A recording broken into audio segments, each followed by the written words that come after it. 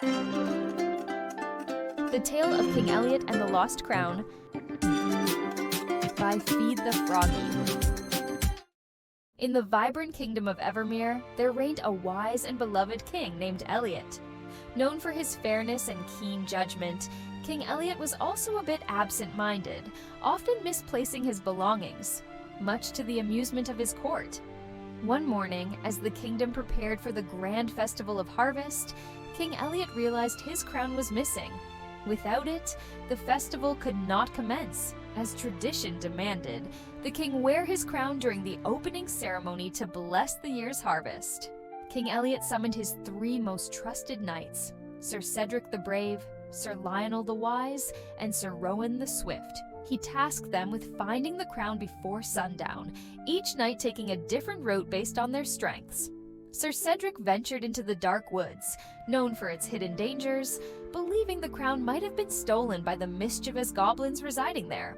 With bravery in his heart, he navigated the perilous paths and negotiated with the goblins, who were innocent but offered him clues.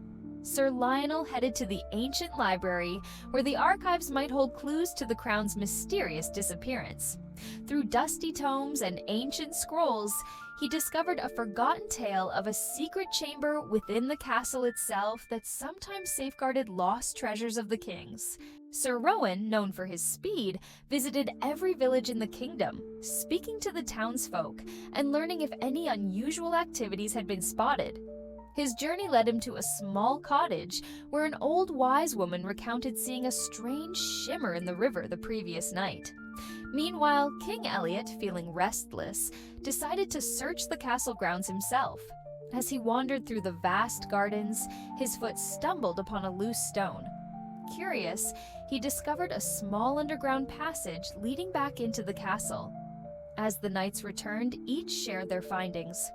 Combining Sir Cedric's clues, Sir Lionel's discovery of the secret chamber, and Sir Rowan's tale from the old woman, they realized the crown must have accidentally been swept into the castle's old drainage system, now redirected to the river. King Eliot, along with his knights, traced the path to the river where they found the crown caught on a branch, shimmering under the setting sun. The kingdom rejoiced as the crown was restored, and the festival of harvest commenced with great festivity. King Eliot learned the importance of careful stewardship of not only his belongings but also his kingdom. He appointed a keeper of the crown and celebrated the knights' teamwork and dedication, ensuring that the festival was remembered as much for the adventure of the crown as for the bounty it blessed.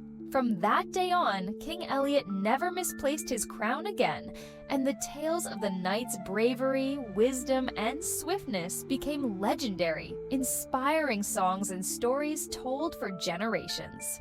Thanks for watching, friends. Hit that subscribe button for more fun videos. Don't forget to ring the bell. See you next time.